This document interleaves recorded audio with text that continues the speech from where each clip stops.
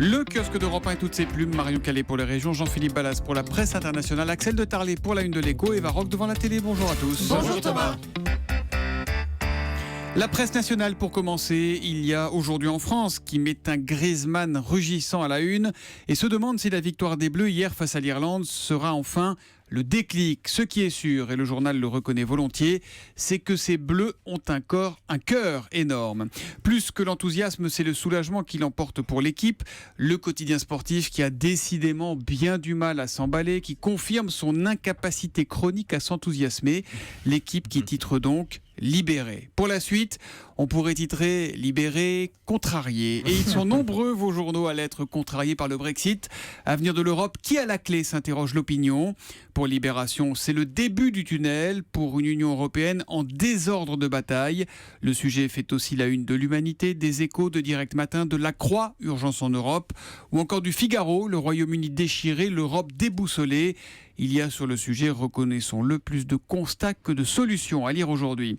Aujourd'hui en France, on se demande ce que tout ça va changer pour les Frenchies. Qui sont les Frenchies ? Les Frenchies ? Les Français. Ah oui, les 400 000 Français qui vivent au Royaume-Uni. Ils sont bilingues dans ce kiosque. Depuis 3 jours, écrit le journal, le détroit d'une trentaine de kilomètres qui sépare la France de l'Angleterre est devenu un océan d'inquiétude et de flou juridique pour ces Français qui travaillent outre-Manche. Et ils ne seront pas très rassurés par cet article. Oui, il faudra travailler 1 an et demi en France pour retrouver leurs droits à l'assurance chômage. Non, leurs trimestres anglais ne seront pas comptabilisés pour leur retraite. Ou encore, non, les salariés en contrat local n'auront plus accès au système de soins français. Tout ça, c'est si la sortie de l'Union européenne est confirmée, bien évidemment. Moi, je dis que pour redonner un peu de morale à nos expats, il faudrait que les Bleus jouent contre l'Angleterre en quart de finale dimanche prochain et qu'on leur montre qui c'est, Raoul. Marion Calais, 3-1 dans la presse quotidienne régionale, s'il vous plaît. Le oui des habitants de Loire-Atlantique à l'aéroport de Notre-Dame-des-Landes à la une de Ouest France, dans tout le département. 10 points de plus pour le oui à 55%, mais à Nantes, cas très particulier, le oui n'a que 100 voix d'avance. Image d'une rue défoncée dans le journal de Saône-et-Loire. Le département a été victime ce week-end d'inondations.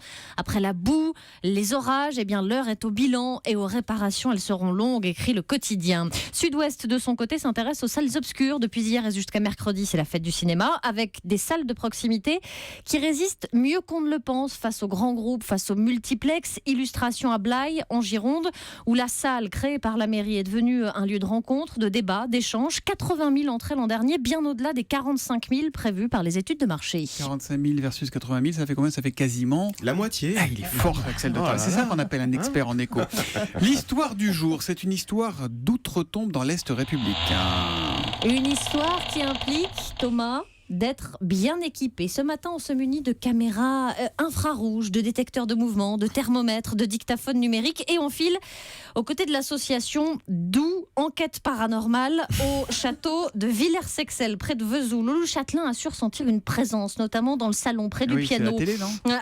Le château a servi d'hôpital militaire pendant la Seconde Guerre mondiale. Alors qui sait, peut-être le château est-il effectivement habité. Sauf que les détecteurs sont restés muets. Parce qu'ils ont eu peur. Et quand Sarah dit tout haut en français puis en allemand, nous sommes inoffensifs, si vous êtes là, répondez par oui ou par non.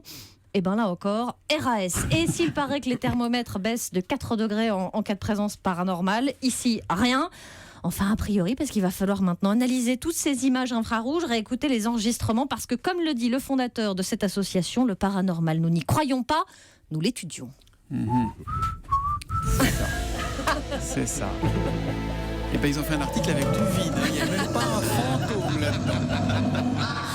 La presse internationale, Jean-Philippe Ballas, ce matin, la disparition d'un photographe, une légende du New York Times. Oui, même une légende de la ville de New York tout court. Il s'appelait Bill Cunningham, il avait 87 ans et on pouvait le croiser parfois dans Manhattan. Toujours à bicyclette, toujours avec une veste de peintre de couleur bleue et surtout toujours avec son vieil appareil photo autour du cou. Parce que depuis près de 40 ans, Bill Cunningham avait son rendez-vous avec les lecteurs du New York Times. Le journal diffusait des photos de mode qu'il prenait dans la rue, comme ça, parfois à la volée, des stars ou des inconnus, une sorte de photographe anthropologue, en tout cas une présence singulière dans la ville. C'est ce qu'écrit le New York Times. Parce que c'était d'une personnalité hors norme, Cunningham, adulé, décoré par la ville de New York.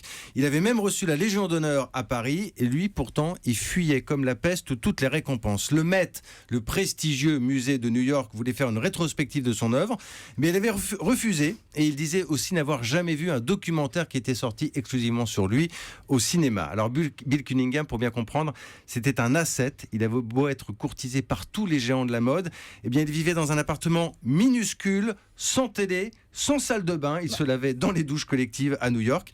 Les seuls trésors qu'il avait sur lui, c'était les négatifs de ses photos. Il voulait trouver des sujets, mais ne pas en être un, écrit le New York Times. Il aimait observer, mais il n'aimait pas être reconnu dans la rue. Un homme d'une gentillesse, d'une humilité, d'une délicatesse, d'une rareté rare, se souvient aujourd'hui le quotidien. Bref, c'était monsieur Bill Cunningham. Vous qui avez été correspondant d'Europe 1 à New York pendant des années, vous l'avez croisé ou Je pas l'ai croisé une fois. Je vous garantis que quand on croisait Bill Cunningham, c'était un événement à la fois un personnage très secret et une vraie star à New York. Voilà donc pour l'hommage de la presse américaine à ce grand monsieur. Axel de Tarlet, la SNCF lance des billets TGV de dernière minute à bas prix, c'est à lire dans les Échos et ça change. Oui, parce que vous connaissez le principe de la SNCF. Plus on réserve tôt et moins c'est cher. Quel est le problème de cette formule ? C'est que les jeunes, ils ne planifient pas 3 mois à l'avance leurs vacances.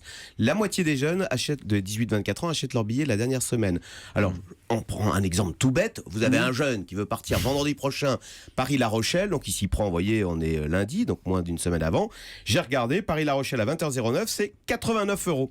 Donc, c'est très cher. Qu'est-ce qu'il va faire, mon jeune ? Il va prendre le bus, il va prendre Blablacar. Donc, le problème de la SNCF, c'est que les jeunes n'ont même plus le réflexe de prendre le train parce que pour eux, c'est TGV 89 € hors de prix. Donc ils zappent la SNCF totalement. Comment vous faites le jeune fait TGV en 89 €? Donc la SNCF lance une nouvelle formule, un TGV, donc des billets réduits 3 jours avant le départ. Alors j'ai regardé mon Paris-La Rochelle, avec cette formule, il tombe à 30 € pour un départ.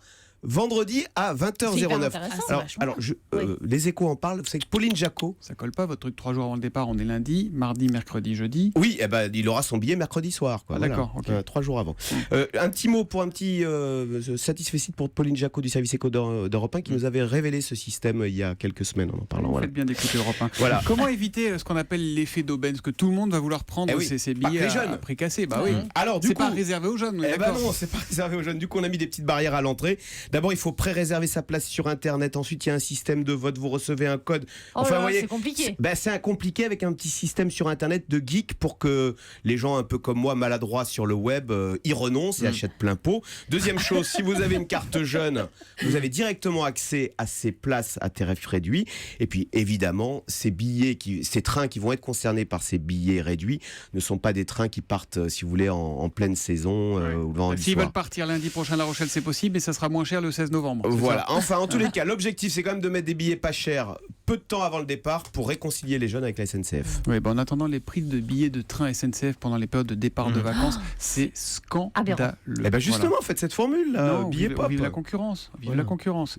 Prenez une carte. Ou alors prenez l'autoroute, tiens, ça c'est ce que nous suggère Eva Rock. Des jours et des nuits sur l'air AIRE, c'est sur France 3 à 23h15. Oui, c'est un documentaire très étonnant. Direction une aire d'autoroute au milieu de la campagne picarde. Alors on ne sait pas vraiment où et quand les images ont été tournées, mais on plonge dans la vie quotidienne de ce no man's land où se croisent vraiment des gens très différents.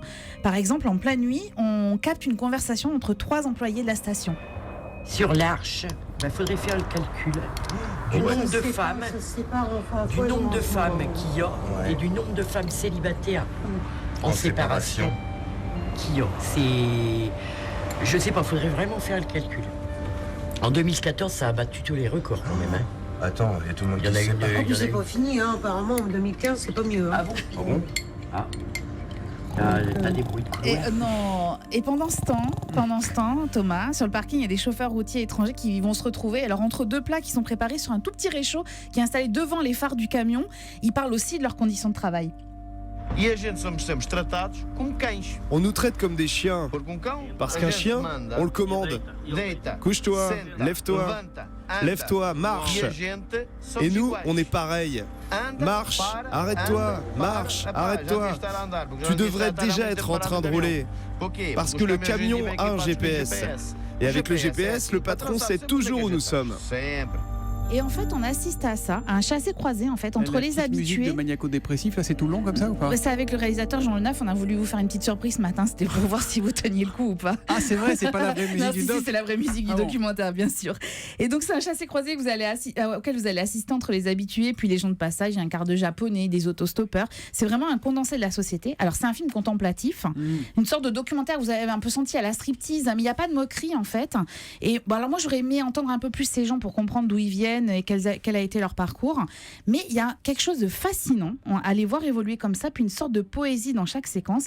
Puis surtout, c'est un regard très bienveillant sur ces travailleurs et notamment sur les routiers. Moi, j'avais jamais vu le travail des routiers comme ça. D'accord, un petit peu la musique parce que c'est. Vous aviez retrouvé le moral après la qualification de l'équipe de France pour les quarts de finale de l'Euro. Eh bien, redevenez dépressif grâce à Des jours et des nuits sur l'air sur France 3 à Vous êtes 23h15. Et si vous n'êtes pas endormi avant la fin, nous vous remboursons votre ticket de péage. Merci beaucoup, Eva Rock.